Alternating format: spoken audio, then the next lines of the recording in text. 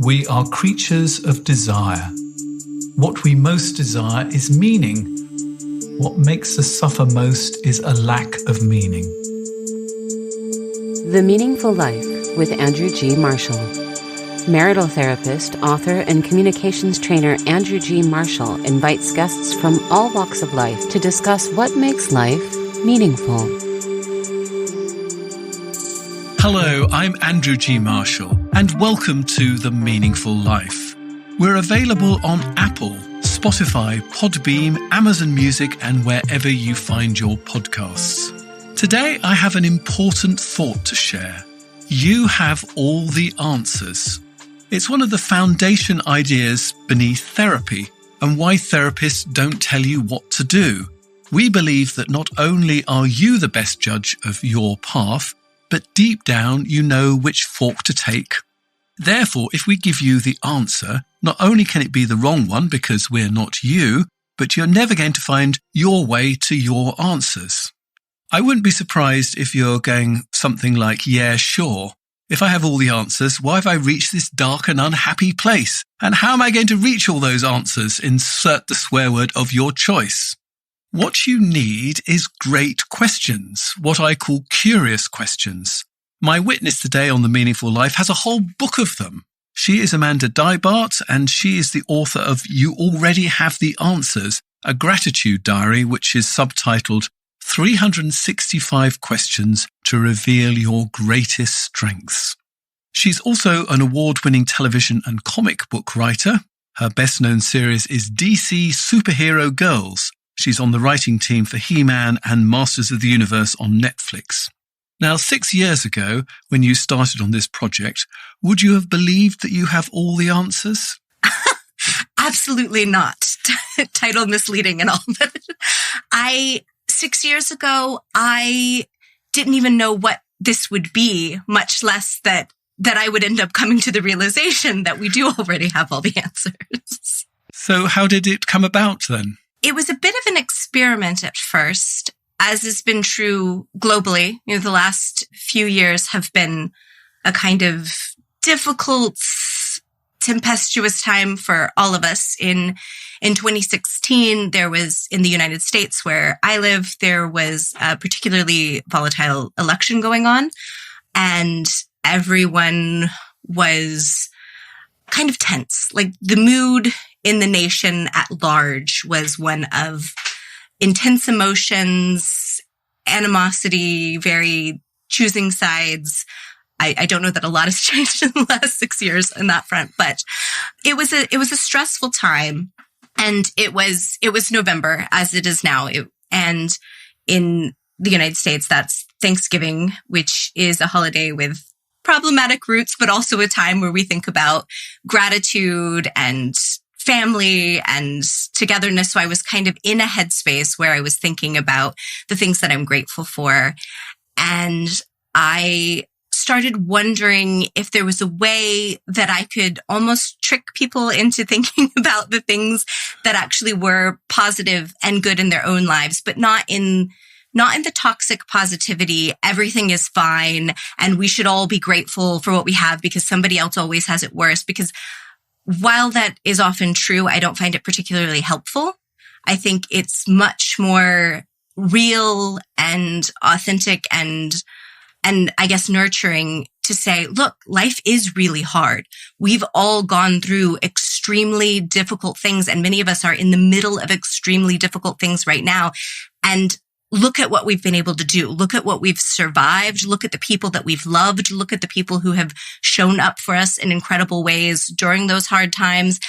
And isn't that amazing? And so that's where it kind of came from. And I started asking these questions on Twitter, thinking that nobody would really answer, just kind of, what is something kind that a stranger did for you that meant a lot for you? Or who is someone in your life that you really admire? Or what are you proud to have survived? Or even what are you grateful for? And I thought just a couple people would answer, and it would just kind of go into social media void and just be something that I did for a few days. And instead, what I found very surprising was people started opening up in these tremendously vulnerable ways, talking about loss, talking about illness, about things that they've been through, abuse, neglect, all kinds of deeply emotional things that we don't normally talk about with strangers on the internet or even sometimes our closest friends. And instead of the customary trolls that can happen on social media, what was happening was then someone else would come into the comments and go, oh, that reminds me of when I also went through this, or here's the bereavement support group that got me through my own child's passing, or let me slide into your DMs and help you with that, or yes, your story is just like my story. And it started kind of building this community of really positive, affirming storytelling. And then when I stopped, anytime I would stop, people go, oh, Amanda, where are your questions? I missed your questions. And so I started I've been doing it for 6 years now, almost daily. And they started going viral. I started getting like hundreds of thousands of responses. And I still try to respond to every single one, even if it's just to like it so that they know that it's been seen and read, because I think it's really important to, if you're putting yourself out there in a vulnerable way, to feel seen and heard. So that's still very important to me to do. And as it kept going on over the years, people would say, oh, this should be a book. It's so inspiring. Reading all these stories, it would be amazing for people to have when they're feeling down. But I didn't feel comfortable taking other people's stories that they were putting out there and making that a book of mine. It didn't feel like my story to tell. And so what I ultimately came to was having the questions in a journal for anyone to be able to answer, and then inserting a few, because in my threads, I don't usually share my own answers to the stories because I don't want to make it about me and I don't want to take it over. It's a time and place for other people to share. But in the book, I've divided 12 months, so 12 kind of themes for each chapter. And at the beginning of each chapter, I share a little bit of maybe one or two of my own answers so that you get the feeling of community that kind of happened organically online, or at least that's the hope. Now, I think people listening to this program, when they hear somebody talking about gratitude diaries and asking curious questions, I think they possibly might imagine that the author of this book would be sort of floating around on a cloud of incense, and maybe with a lotus behind her ears. And in fact, you're a very different kind of person that's come from a very different kind of place. So, I think that to understand the journey, we have to go right back to the beginning, because you were brought up in a Southern religious conservative household where you were given the message, you don't have the answers. And if you must exist, it's better to apologize. Tell me about that. Yes. Culturally, I was raised in a very religious environment where children are best seen and not heard, women best seen and not heard. So this idea that, my existence might be a temptation for men. And so I need to make myself small, and just in general, that my job was to keep the adults in my life happy, to kind of try to be perfect, which is unattainable and produces a lot of anxiety, but to be quiet, to not have any of my own opinions, but to just be obedient. And so for me, it was a very long journey, even realizing that I was allowed to have my own interests outside of the ones that had been chosen for me. And I don't think you're a quiet conservative person now, are you? I am not. I'm quite different than the way I was raised, I'm sure much to their chagrin. So you write in the book about helping the reader discover who you are at your core. Now, to understand you, it seems there's a handful of events that help us illuminate this core. So let's just go through a couple of those before we go on to the questions. Your mother died when you were just 14 years old. That is extraordinary. So how has that impacted on your core? Quite intensely, of course. She was ill for a couple of years before that, and I am the eldest of 3 girls.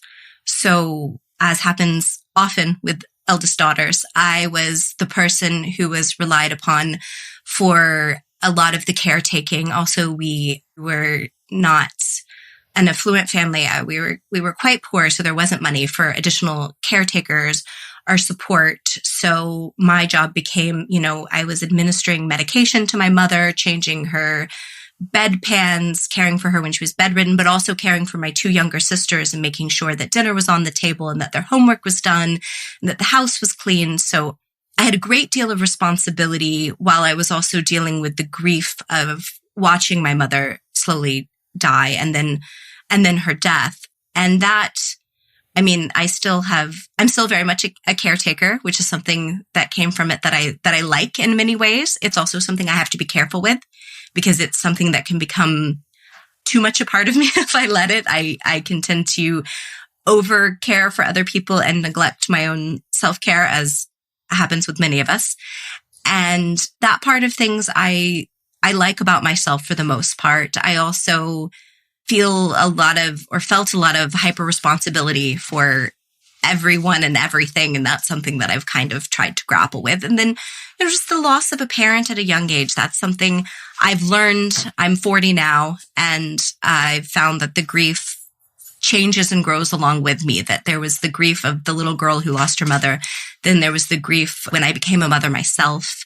There was the grief. My mother was 35 when she passed. That must have been a very tough birthday.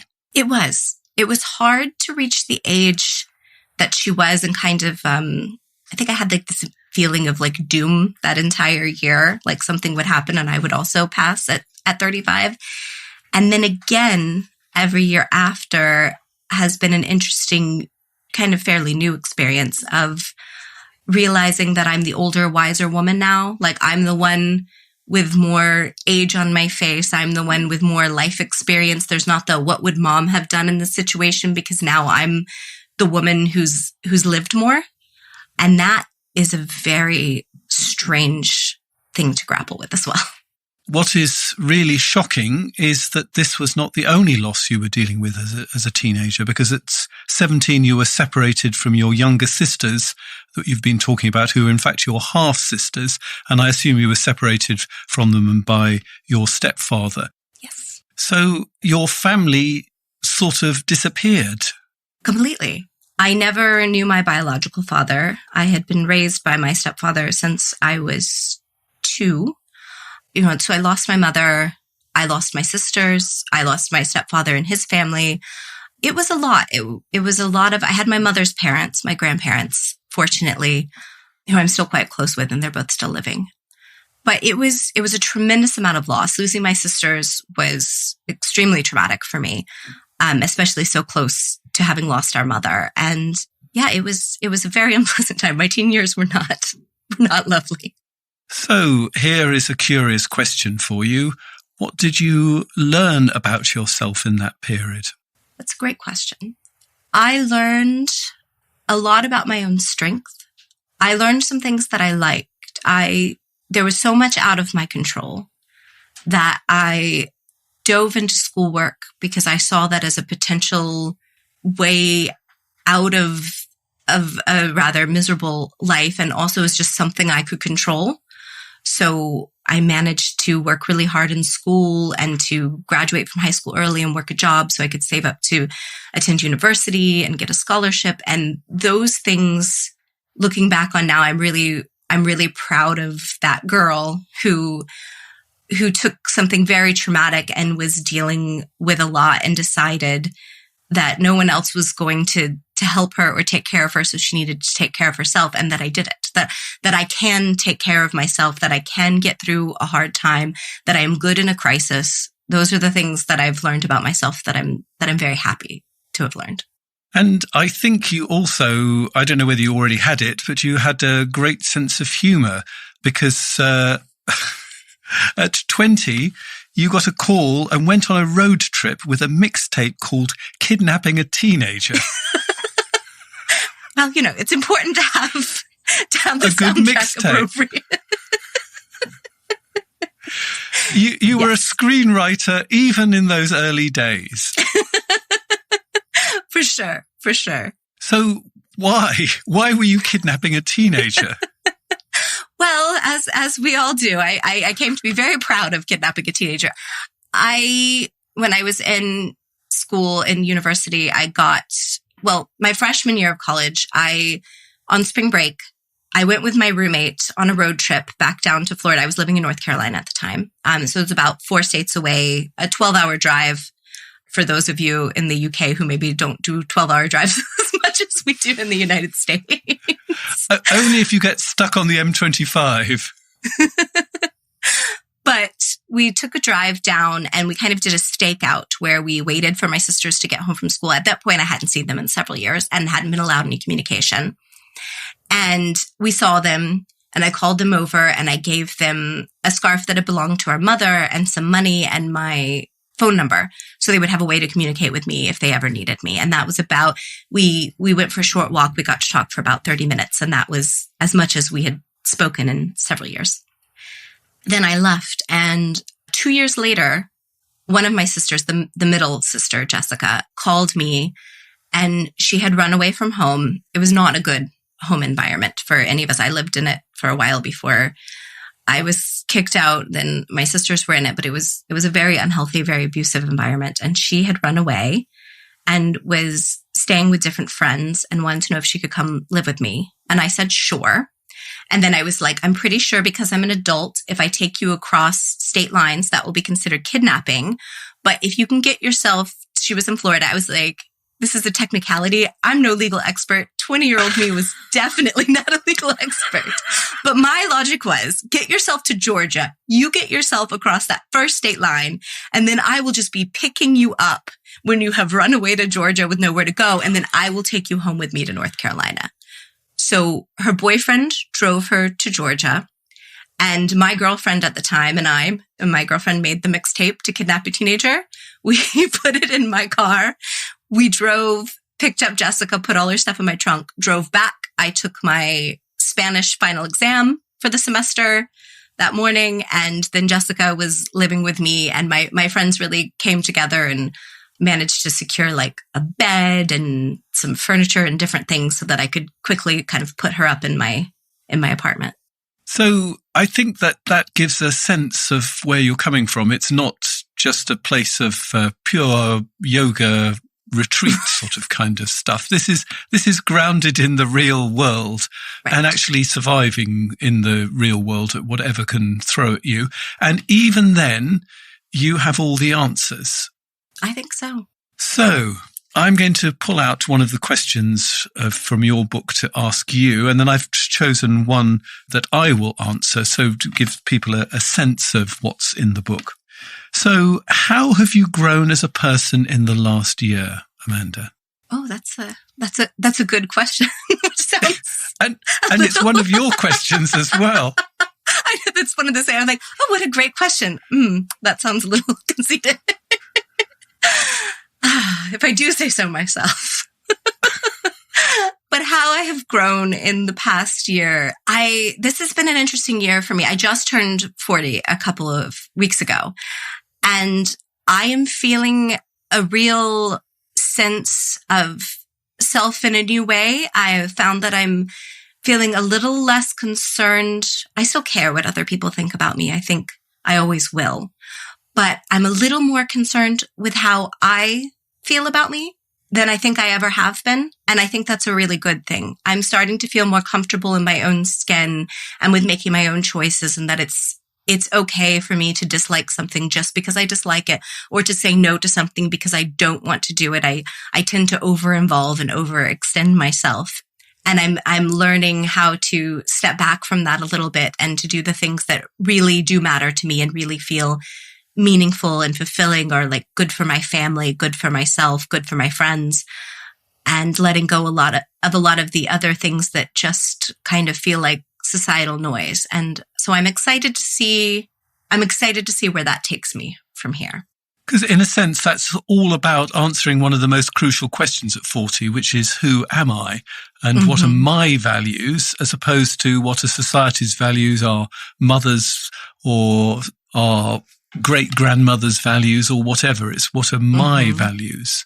And those are really important questions at 40. I think so. So I chose a question. I'll give you a chance to give me a question from the book later, but I thought just to warm myself up, I would choose my own question from the book because some of them are quite difficult. So what is something about you that other people might find surprising? So I don't know if you're going to find this surprising or not, Amanda, but I'm 63. Oh, that's shocking. Is it shocking? That's not the surprising thing. The surprising thing is... Well, you look great. Thank you. That I, a couple of weeks ago, got my first ever tattoo. And it's not just a little tattoo. It is a huge chest tattoo that goes right from underneath my collarbone, right down below my sternum. And it's a wolf's face. So it's quite a big statement tattoo. And so instead of starting with a little butterfly on my ankle, I went straight in there and got a wolf tattooed across my chest. You've got your mouth open at this precise moment. I do. No, I love that so much. I love the idea of going big with something. Like if you're going to do it, just do it. Yeah, go home or go big. Sorry, go big or go home. Exactly. And also the commitment, like you knew what you wanted, at least one would assume. Because if you're going to do it all the way across your chest, then that's something I would assume is very meaningful and personal for you and that you enjoy. Yeah, I have a long, complicated relationship with wolves. I used to have nightmares about them when I was a small child.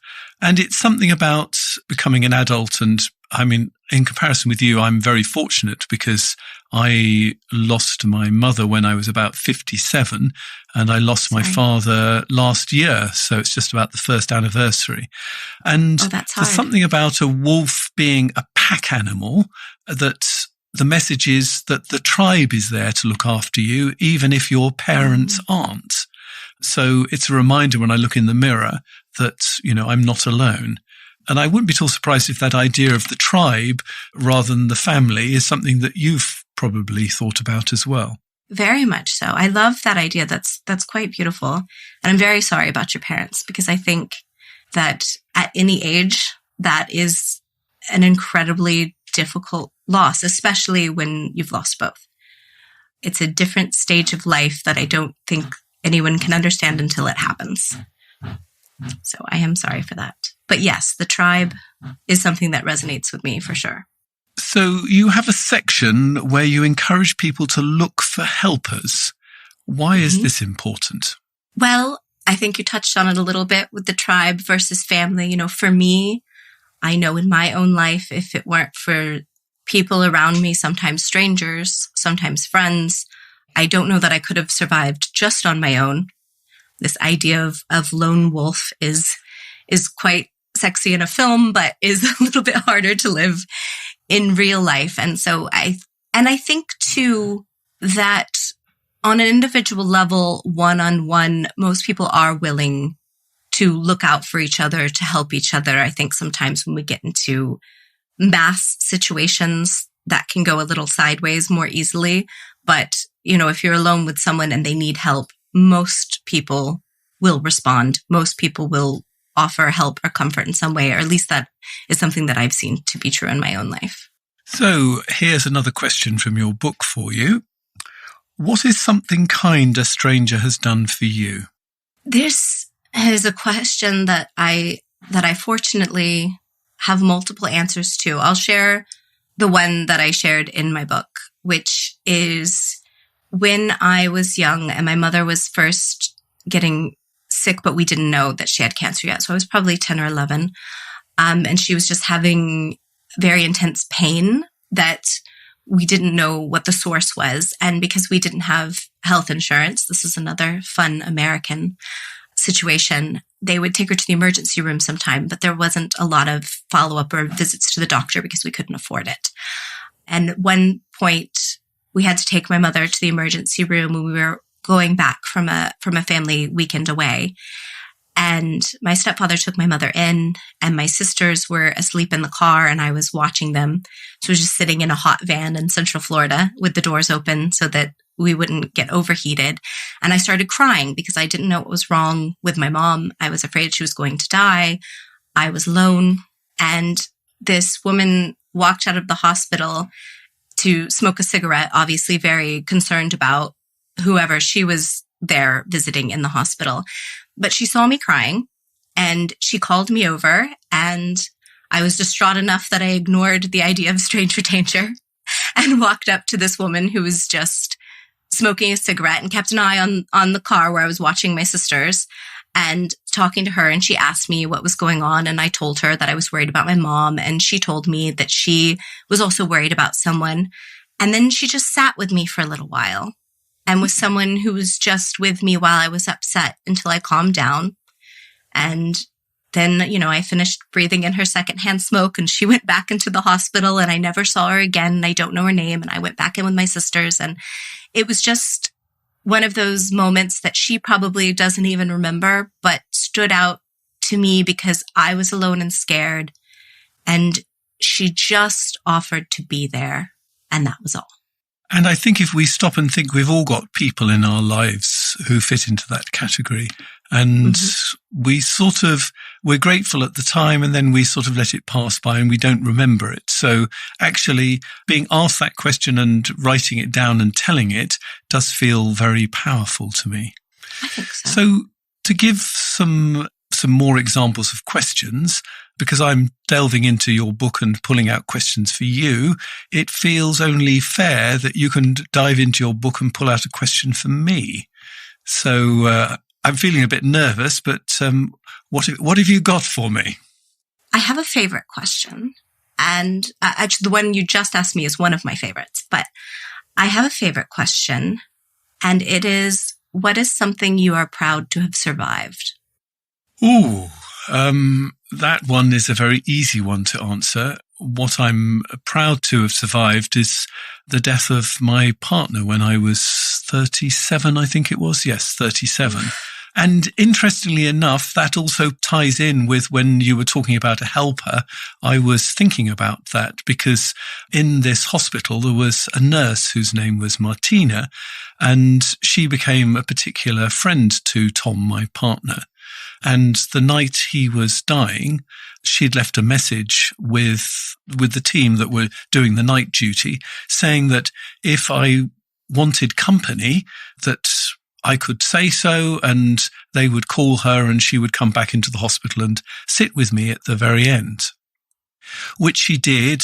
And I actually left more or less as soon as my partner died, but she stayed and did all the necessary things to prepare the body. And not only was that an incredibly beautiful thing to do, but, we've become friends and we've stayed in contact all these years. So I'm also quite proud of our friendship, bearing in mind that she only speaks German and my German is a little bit shaky. Despite living in Germany, if you live in Berlin, you can easily get by without much German. And so she came to our house last weekend because she was in Berlin for a conference on end-of-life care, etc., etc. So I'm proud of surviving that.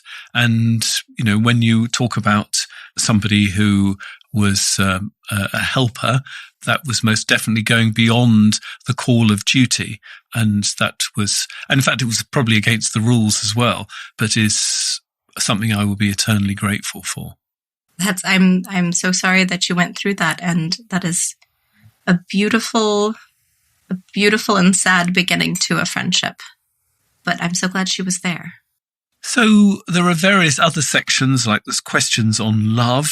We won't talk about love because I think that's sort of implicit in every one of the questions and every one of the answers we've been dealing with. But this is an interesting one. Where are you from? Why is this an important set of questions? Well, the where are you from section is obviously, there's geographically where we're from. And of course that affects who we are. But it's more about your upbringing, your people, both your family of origin and the community that you were in, the people around you that, we're all, I think, very much shaped from the environment that we were in our early years, both in the things that we continue on and carry on that we loved about the people around us and our upbringings, and also the ways that we're proud to be different, which I think is just as important. The things in our childhood that we have worked so hard to overcome or to change when we become parents ourselves, or to even just reparent ourselves and learn how to think about things in a different way. And I think understanding where you came from in the first place is kind of the first step in being more intentional about the way that you do things now. Because for a long time, it seems to me, were not very curious about your biological father, but you did actually finally get a picture of him. What was that moment like, looking at a picture of your father?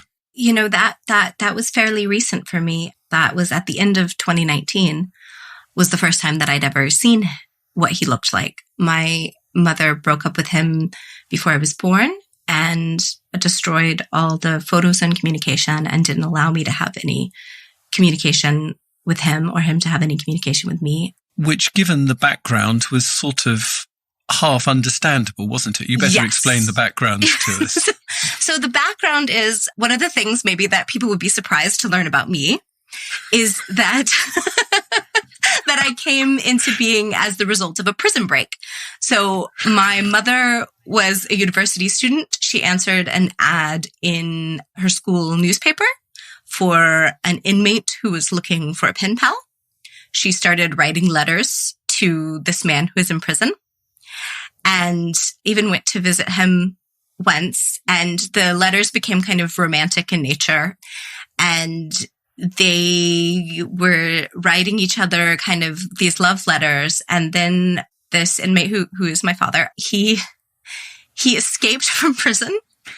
And then instead of getting away and going and doing what I guess one would assume you would do after you escape from prison, which is like go very far away and not get caught again, he went and found my mother and started dating her. And then, you know, he was eventually recaptured and went back to prison when my mother was, I guess, a few months pregnant with me. But I didn't know any of this until I was in my 20s, and I started researching things and put it together and found prison records and was like, and then found the prison break records and then realized what happened. But at the time, growing up, that part of the story was conveniently left out by my mother.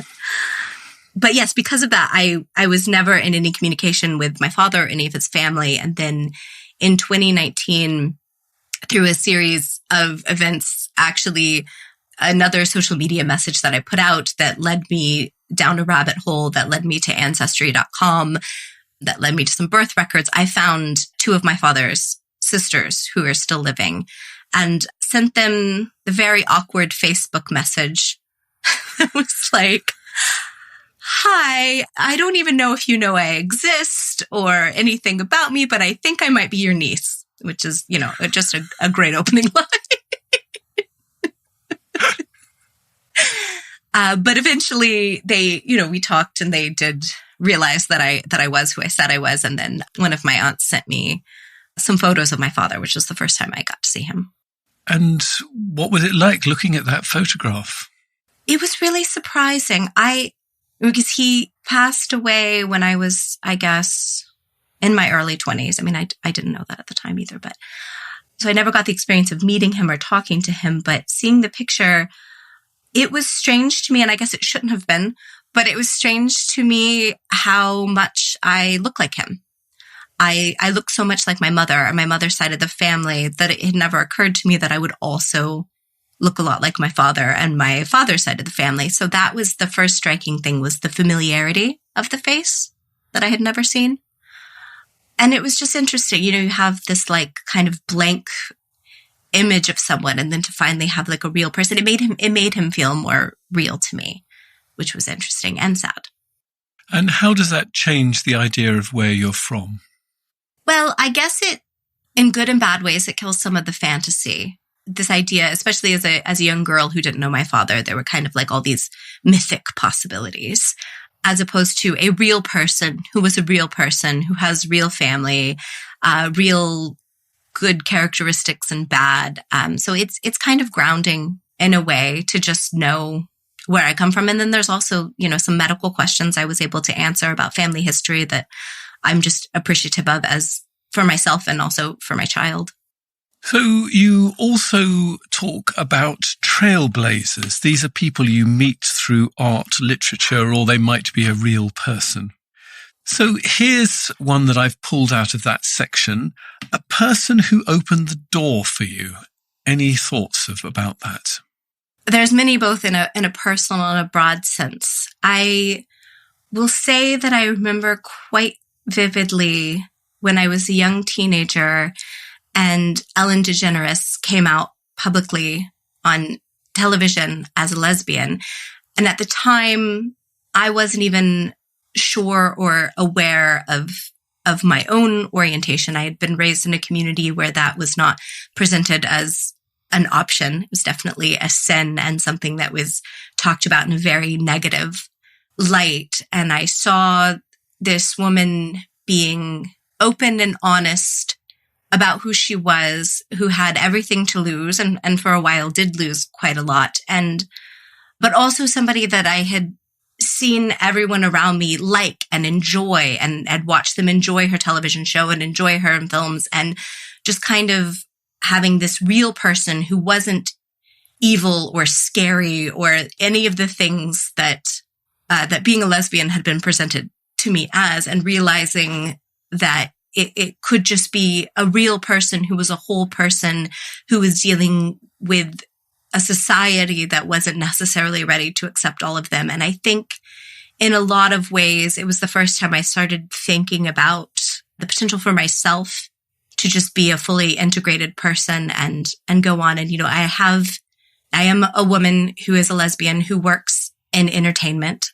And I think that Ellen and people like her who came before me did make it in many ways easier for me to be myself. I mean, it's changed so much just since I moved to Los Angeles in my early 20s and wasn't sure.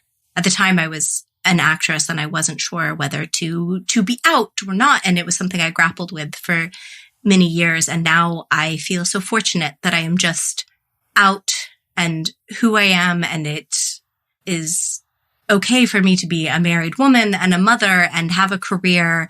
And I think that without people like Ellen who bravely went first, I wouldn't be so lucky. It's a beautiful question and a beautiful answer. And there's lots more questions like that in the book. And if you'd like a chance to win a copy of the book, stay tuned. Back in a moment. The Meaningful Life with Andrew G. Marshall. Please follow us on Twitter, like us on Facebook, and visit our website, andrewgmarshall.com/podcast, where you can join our supporters club and unlock bonus material and other benefits.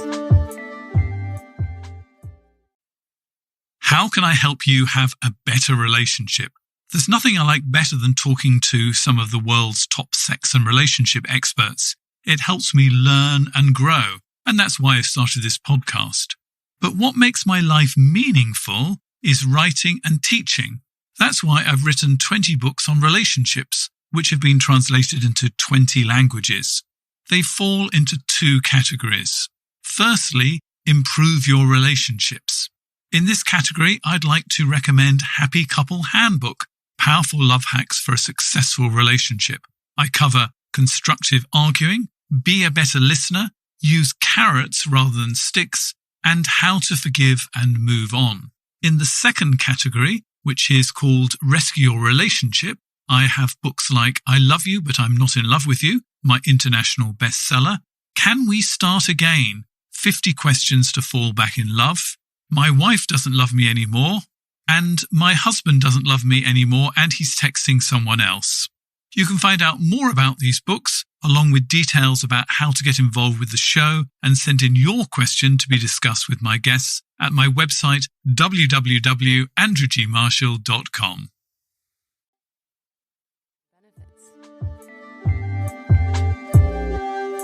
Now, Chronicle Books can provide 2 copies of You Already Have the Answers for a giveaway for us.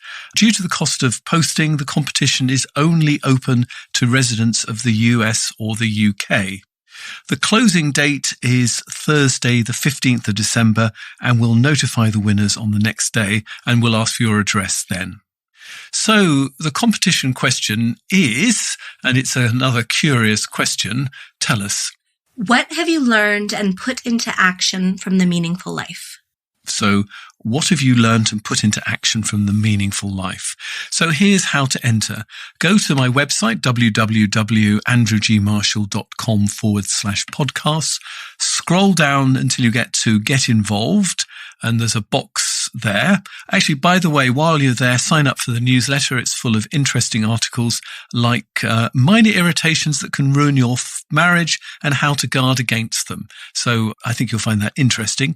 Leave your email address and your answer to the question, and Amanda's going to give it to us again. The question is, what have you learned and put into action from the meaningful life?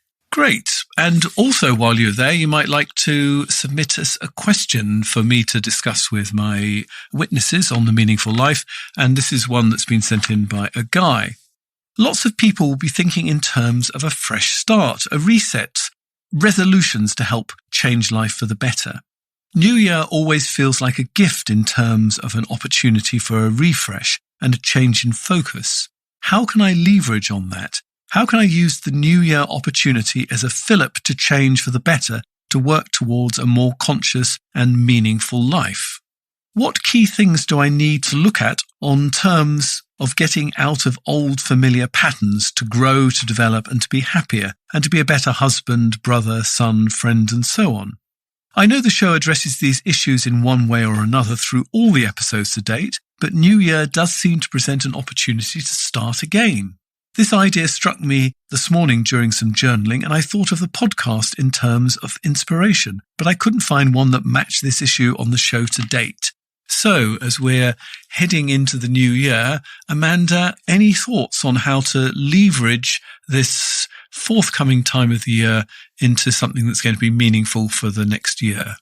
Absolutely. I'm a big proponent of small things being big things. I think that something that can easily happen to us when we're thinking about the new year is we get so broad and so grand, and I think it's very good to have broad, grand goals, but we can set ourselves up kind of for failure if you're going to be, if I'm going to be the best mother, the best wife, the best friend, the most fit person, I'm going to write 15 books. It can be a little overambitious. I'm thinking like the tidiest desk, because my desk is just a nightmare. Yes, the tidiest desk. I need that one as well. But I think that what we can do is look at the things that we really want and then think about one small change that we can put into action right away. So if I want to be a better mother, then I can think about, okay, what's a special thing that I could set aside to do with my daughter every week that gives us time for connection? Whether it's just we're going to go on a walk and she gets to decide where we're walking and I'll follow her lead, and whatever she talks about is what I engage in. And it's just time that we can focus together. And if I can say, yes, I can make sure that I can do that, once a day, once a week, something manageable, that those little things then add up to, and then suddenly you are a better parent. Or, I will make the commitment to go on a date with my spouse once a week at this special time. And it doesn't necessarily have to be elaborate or expensive, but it has to be time that we're focusing on one another. So I think that figuring out what the end result you want is, and then finding something very small that is manageable, because life gets busy and complicated and hard, and we have the best of intentions and it blows up. I also have a friend who every year picks a word that she wants to kind of be her meditation for the year. And she gets a little bracelet that has the word on it and wears it to remind herself. So if it's something like she wants to practice more gratitude in a year, she'll get a bracelet that says grateful, so that when she looks down, she can kind of remind herself that that's the mindset that she's trying to be in. But I still do think that like small, tangible things are easier to achieve and then snowball into bigger results. I do love the idea about the one word to meditate on. Have you got any other examples that she did for the year beyond gratitude? I'm trying to think of other things that she's done. I'm not sure. I've been thinking about trying to incorporate that as well, because I really like the idea of just a one-word meditation. And I also like the idea of then also giving yourself a little present that helps remind you.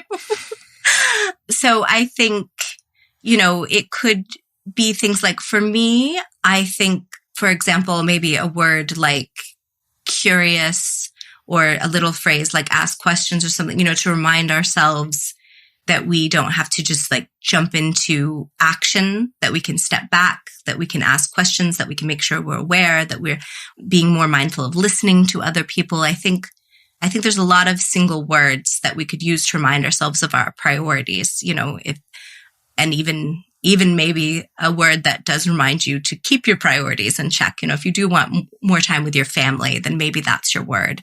Or if you are really focused on something career oriented, maybe you find a word that helps you achieve those goals. And almost to sort of try and navigate using that through the rest of the year. So, for example, if you're trying to, somebody asks you, do you want to do this? And you've actually got a way of actually checking on it. So actually, if your key idea is gratitude, are you going to feel grateful at this? Is it going to be, for example, going somewhere beautiful where you're going to be grateful for nature? Are you going to be grateful for the idea of your friend, for spending time with them? Or actually, is it not going to raise any kind of gratitude? It's going to be a bit of a chore. You don't really want to do it. And it's, I don't know, it's in the middle of the city and you're not a city person. You've actually got something to test it by. So sort of developing that idea, not just meditating on it, but sort of trying to use it as a navigation tool for the year, so that you've got something to actually check, am I going to do this project? If it's going to, let's say your project is meaning, what is it that gives you meaning? And if it's connection, say, let's use that as an example. Am I going to feel more connected? Am I going to feel more connected to my friend? Am I going to feel more connected to nature? Am I going to feel more connected to myself doing this?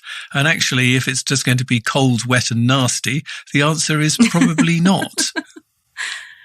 And you've sort of got an answer to it. Yes, I think it could be quite helpful. I just remembered when you were saying that, one of her others was truth once. Ooh, that's a great one to try and live by. And how successful is she with these, out of interest? I've never asked her. But I love the idea. So I think it's something that I might incorporate myself this year. Maybe truth if I'm feeling bold. It could be a little bit of a dangerous one, to be honest. Right? Might be good for a few years down the road. I somehow think that your wife might not be very keen on truth as the... Maybe you pair it with kindness.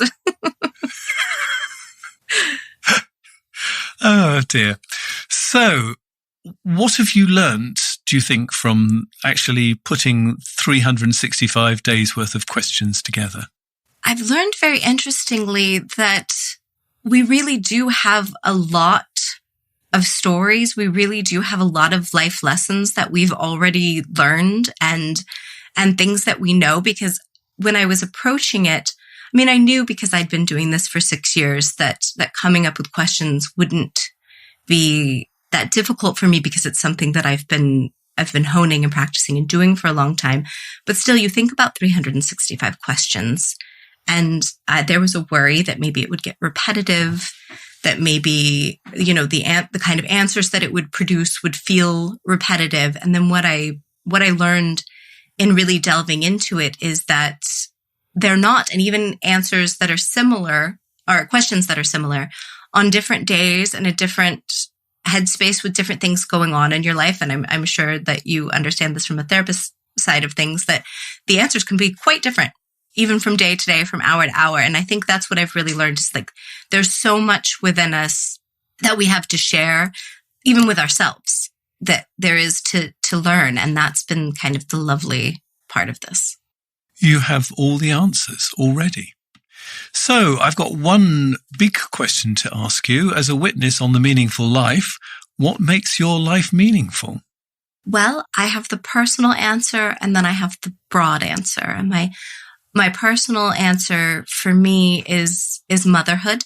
I very much am a person who always wanted to be a mother, and I feel is meant to be a mother. My relationship with my daughter and getting to watch her grow and develop and become her own person and discovering the world through her eyes brings my life joy and meaning in a way that I didn't know was possible before becoming a mother. It's my favorite thing in the world. And then my broader answer that defines all of my life and makes it worth living is connection. I think connecting with other people and with ourselves is what gets us out of bed, or at least what gets me out of bed every day, is really the meaning of life, in my opinion. Well, this conversation could continue forever because there are so many questions to ask. And unfortunately, this is where we have to leave it for most people. But if you are a supporter of The Meaningful Life, you get the bonus material. And we're going to be talking about how to make a leap of faith. We've got some very good questions that will help you with that. If you want to hear that bonus material, you can subscribe directly via Apple or Spotify.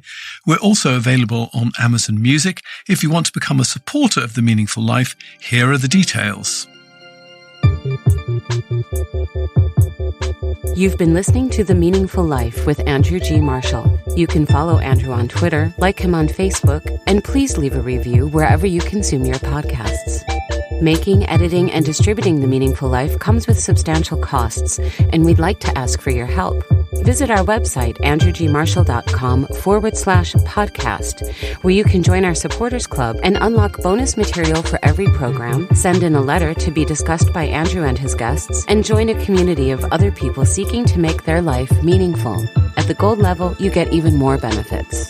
Production of The Meaningful Life with Andrew G. Marshall is by Michael Dooney. Social media by Madeleine Healy. Sound engineering and theme tune by Sebastian de la Luz Mendoza. And I'm Susie Colick. Please tell your friends and spread the word. Thank you.